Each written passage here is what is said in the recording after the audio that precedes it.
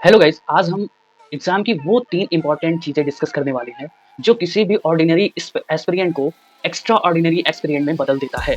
वो ऐसी क्या खास बात है जो टॉपर्स में होती है, जो फेल्यूर में नहीं होती है? क्यों कुछ ही परसेंट लोग एग्जाम क्रैक कर देते हैं? आइए आज हम डिस्कशन करेंगे और आप वीडियो देखने के बाद बताएंगे कि यह 3 क्वालिटी आपके पास है या नहीं। चलिए थोड़ा-सा मैं आपको अपने बारे में बता देता हूँ। मैं 2022 में मैंने क्लास 12 पास की थी और 2022 में मैंने इतने सारे एग्जाम दिए थे, मैं सारे के सारे फेल हो गए। सारे। I failed 8 times in 2020 years, but within a 1 year or less than 1 year, आप कह सकते हैं 6 मंथ में 2023 में मैंने जितने एग्जाम दिए वो सारे क्रैक हुए विद AIR। कुछ तो मैंने ऐसा किया था, चलिए मैं बता देता हूँ वो कौन-कौन से ऐसे एग्जाम थे जो मैंने क्रैक किए। सबसे पहला मैंने क्रैक किया वेब जेईई, दूसरा मैंने क्रैक किया सीयूईटी, तीसरा मैंने क्रैक किया जेईई, चौथा मैंने किया जेईई एडवांस। हाँ, आप सही सुन रहे हैं, मैं 2022 में जेईई एडवांस नहीं कर पाया, बट मैंने इसको 2023 में क्रैक कर लिया। तीसरा मैंने क्रैक किया Indian institute of space and technology. हाँ, मुझे साइंटिस्ट बनना है, इसीलिए मैंने रिसर्च के एग्जाम मैंने क्रैक किया। छठा एग्जाम मैंने क्रैक किया Indian institute of science education and research. Currently मैं रिसर्च फॉरन में एनरोल हूँ और मेरे और भी चीज़ें प्रोजेक्ट्स जो रिसर्च में हैं वो 2023 में अब चल रहे हैं। करंटली मेरा कॉलेज जो है वो Indian institute of science education and research है। तो मेरे पास ऐसी क्या खास बात डेवलप हुई? तो ये सारे मेरे इंट्रोडक्शन हो गए। आइए मैं उन 3 चीज़ों पे बात करता हूँ जो मैंने 2022 में कह सकते हैं मैंने अपने में ऑब्जर्व नहीं किया था, लेकिन 2023 में मैं उन तीनों चीज़ों को ऑब्जर्व करता हूँ जो मैटर करते हैं सिलेक्शन के लिए।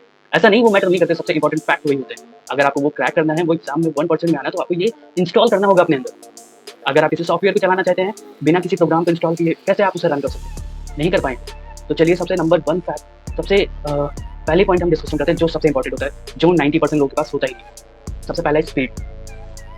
स्पीड, हाँ, ये आप सही सुन रहे हैं। स्पीड स्पीड सुनते ही लोगों को इमोशनल भावनाएं आ जाती है, इमोशनल हो जाते हैं कि अच्छा स्पीड मतलब क्वेश्चन सॉल्विंग नहीं। स्पीड डजंट मीन कि आप क्वेश्चन ही सॉल्व कर रहे हैं रेगुलरली। रेगुलर आप क्वेश्चन सॉल्व करते जा रहे हैं, क्वेश्चन ये स्पीड का एक है, लेकिन और भी चीजें स्पीड में मैटर करते हैं। लाइक कितनी स्पीड से आप सिलेबस कंप्लीट कर रहे हैं। आप दिन के जो लड़का 15 घंटे जितनी स्टडी करता है, क्या आप उतनी ही चीजें आप 6 घंटे में कर सकते हैं? ये भी स्पीड होती है, ये भी मैटर करता है। कितनी स्पीड से आपको समझ आ रहा है? क्या आपके पास ये स्पीड है? अगर है तो मुझे कमेंट में बताइए। अगर आपके पास स्पीड है तो आपके पास सबसे पावरफुल चीज़ है। अगर नहीं है तो इसे इम्प्लीमेंट कैसे कर सकते हैं? इम्प्लीमेंट करने का एक मैंने जो खुद का तरीका यूज़ किया था, जैसे मैं कोई एक वीकली टारगेट लेता था। वीकली टारगेट को मतलब इतना ज़्यादा बड़ा वो टारगेट होता था, उसे 3-4 डेज़ में करना इम्पॉसिबल सा लगता था। बट मैं क्या करता था कि मैं उस पे एक नए टाइम टेबल को डिज़ाइन करता था और ऐसे पेज कर देता था, उस पे लिखता था कंप्लीट इन 3 एंड 4 डेज़। मेरे वीक के 3 डेज़ बन गए। जब आप से स्टार्ट करेंगे, हो सकता हो 10 का 18 घंटा लगे, लेकिन वो काम करे। तो सबसे पहले आप याद रखिए स्पीड में आपको सिलेबस कंप्लीट करना है ज़्यादा से ज़्यादा। स्पीड में दूसरी पॉइंट आ जाती है, क्या आप टेस्ट दे रहे हैं? टेस्ट में क्या आपकी स्पीड मेंटेन है? तीसरी चीज़ है, क्या आप रिवीजन स्पीड से कर पाते हैं? स्पीड रिवीजन मतलब क्या है? मतलब रिवीजन कहते हैं लोग, स्पीड रिवीजन क्या चीज़ें होती हैं? स्पीड रिवीजन मतलब होता है कि क्या आपके पास एक शॉर्ट नोट है? मेरे पास एक ऐसी शॉर्ट नोट थी जो मेरे 80-80 पेजेस में केवल 1 पेज में कन्वर्ट कर देती थी और उसको मैं विद इन अ मिनट में रिवाइज कर लेता था और मेरे दिमाग को वो आलसपना लगता नहीं था। अगर आप इतनी मोटी बुक उठाओगे और उसे रिवीजन करने जाओगे, नहीं होगा। आपको एक शॉर्ट नोट बनानी पड़ेगी जिससे आप रिवीजन कर पाओगे। हमारा दिमाग बड़ी चीज़ों को देख के हो सकता हो ना करे, बट उसे छोटी चीज़ों में कन्वर्ट कर देंगे, वो करने के लिए राजी हो जाएगा। तो स्पीड में याद रखिए, सबसे पहले आपको स्पीड बनाना है। और स्पीड में जो 90% लोग गलती करते हैं वो क्या है? Syllabus complete.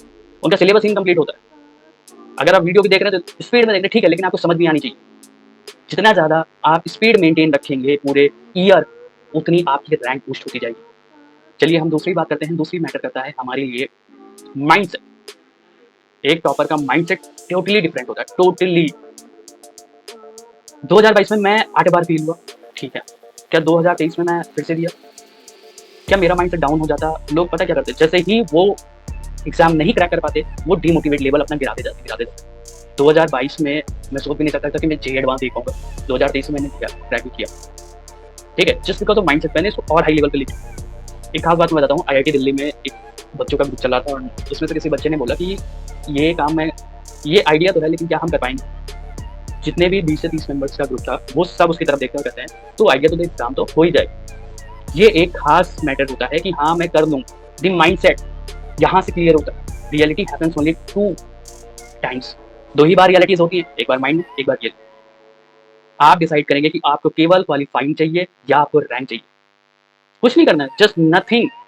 आपको अपनी माइंडसेट को एकदम क्लियर रखना है और माइंडसेट को क्लियर रखने के लिए जस्ट आपको हाफ एन आवर बस अपने बारे में सोचना है। हाँ, हो जाएगा, नहीं हो रहा है कोई बात नहीं, सोचने में थोड़ी टैक्स लग रहा है। क्या आपके पास ये था, ये माइंडसेट है कि आप क्रैक कर लेंगे। और मैं बताता हूँ खास बात कि जितने भी एग्जाम में एस्पिरेंट जाते हैं उसमें 90% व्यक्ति से कह दो कि भैया आप अंडर टॉप 100 में ले आएंगे रैंक, उनके हाथ पैर खुल जाएंगे और वो मना कर देंगे टाइम।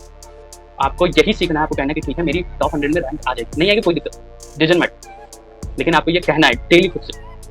अगर आपने ये कह लिया, माइंड को एक छोटा सा सिग्नल क्लियरेंस का मिल गया, इसको टॉप 100 में चाहिए, उस दिन आप उन 10% व्यक्ति में आ जाएंगे जो एक्चुअल एग्जाम के कॉम्पिटिटर होते हैं। तीसरी चीजें होती हैं सिटिंग हैबिट। लोग 6 से 7 घंटे बैठ ही नहीं पाते हैं, पढ़ने की हैबिट ही नहीं है 6 से 7 घंटे बैठ के पढ़ने की।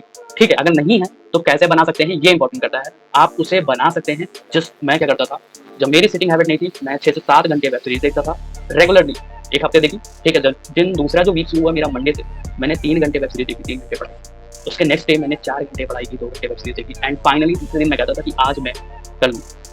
एंड सिटिंग हैबिट का एक मेरे साथ जो रियल इंसिडेंट जो मैटर करता है वो है, जो मैंने यूज किया था, मेरे एक टाइम पे सिटिंग हैबिट टोटली खराब हुई थी, तो मैंने चैलेंज लिया था 24 आवर्स पढ़ने का। हालांकि उसमें आप भी ले सकते हैं, डेफिनेटली काम करेगा। आप चैलेंज लीजिए कि आज मैं 24 आवर पढ़ूंगा विदाउट डूइंग एनीथिंग, बस आपको खाना पीना खाना है और टेबल चेयर पर बैठना, बस।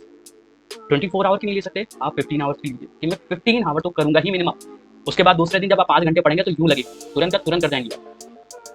समझ रहे हैं, ये मेन पॉइंट्स होते हैं जो आपको याद रखना है। ये 3 बातें आपको ऑर्डिनरी से एक्स्ट्रा ऑर्डिनरी में कन्वर्ट कर देगा, आपको पता भी नहीं चलेगी। आप ये 3 चीजें फॉलो करिए। अगर आप करते हैं तो मुझे कमेंट बॉक्स में बताइए कि हाँ मैं ये 3 क्वालिटीज है तभी मैं फेल हो रहा हूँ, मैं मान ही नहीं सकता, ये मेरा पूरा चैलेंज। मैं आपको एक टास्क देता हूँ, टास्क नंबर 1 कि आपको एक सिटिंग हैबिट मतलब चैलेंज लेना, सिटिंग हैबिट चैलेंज। और दूसरी बात, सिटिंग आपकी तभी प्रॉपर मेंटेन हो सकती है जब आप टेबल चेयर का प्रयोग करेंगे।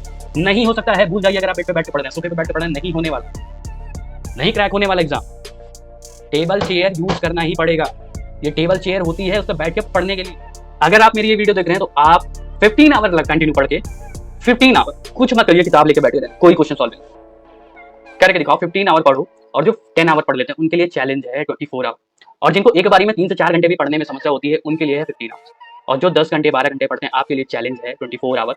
आप जितनी ज्यादा सिटिंग कैपेसिटी बढ़ाते जाएंगे उतनी रैंक आपकी बूस्ट होती जाएगी। Sitting capacity is equal to your rank. यकीन मानिए, ये 3 क्वालिटीज आपने डेवलप कर ली, आपकी रैंक बन गई, क्वालिफाई तो आप हो गए। इन 3 चीजों के बाद आपकी क्वालिफाई होना कोई नहीं रोक सकता, बिलीव मी। क्वालिफाई कर जाओगे, मैटर करेगा फिर रैंक। जितना ज्यादा कंसिस्टेंसी से आप ये करेंगे उतनी ज्यादा रैंक आपकी बूस्ट होती जाएगी। चलिए ठीक है, उसके बाद हम दूसरे वीडियो में डिस्कशन करेंगे नेक्स्ट पॉइंट जो इंपॉर्टेंट करता है एग्जाम के लिए। अगर आपको वीडियो पसंद आया तो लाइक करना, सब्सक्राइब एंड कमेंट जरूर बताना तीनों क्वालिटीज के बारे में। बाय।